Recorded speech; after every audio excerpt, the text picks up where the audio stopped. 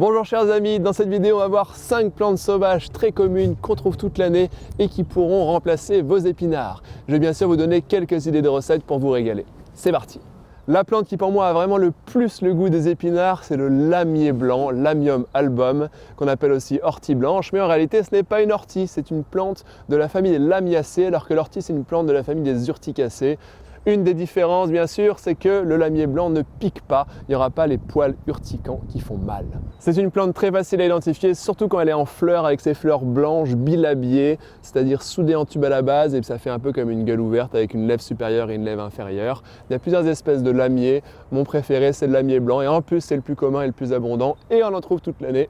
Pour notre formation cuisine des plantes sauvages, on a fait une délicieuse quiche au lamier, c'était incroyable, vous bluffez n'importe qui, il a l'impression de manger une quiche aux épinards assurément.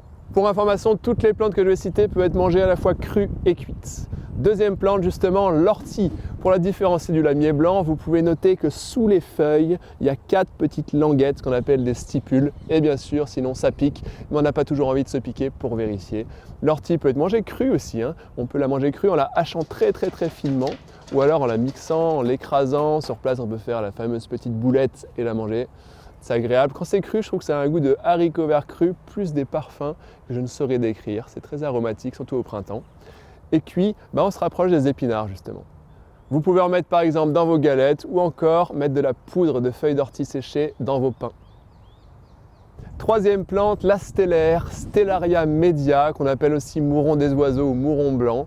Une plante qu'on trouve vraiment toute l'année, qui pousse également dans les potagers, mais aussi dans les parcs, dans les jardins. Elle peut être vraiment abondante et elle a un goût très délicat, très subtil. Vous pouvez par exemple faire un bon velouté de stellaire, vous allez voir, c'est un régal.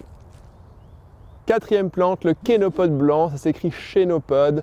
Kénopodium album de son nom scientifique, une plante de la même famille que les épinards qui a un goût qui s'en rapproche énormément. Personnellement, je le préfère cuit. Ça contient de l'acide oxalique, donc il ne faut pas en abuser, surtout pour les gens qui ont des problèmes rénaux ou encore des problèmes ostéo-articulaires type arthrite. Dans notre formation cuisine des plantes sauvages, on a fait de délicieuses gougères. Et je termine par la cinquième, ma préférée, la berce commune, Heracleum spondylium, qui appartient à la famille des apiacées. Une plante qui va avoir des poils partout, parce que dans cette famille, il y en a 4 qui sont mortels et les 4 n'ont pas de poils du tout nulle part. Et elles sont très finement découpées, alors que la berce, on a des feuilles composées mais avec des folioles assez larges.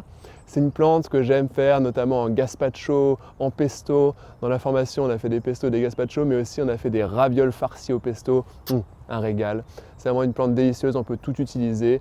Les feuilles, c'est toute l'année. Sinon, c'est plutôt l'été et l'automne qu'on va avoir les petits fruits secs qui ont un goût de zeste d'orange. On est sur des goûts entre la coco, l'orange et les épinards, je dirais. Super à faire, poêlé, en soupe, toutes les manières possibles.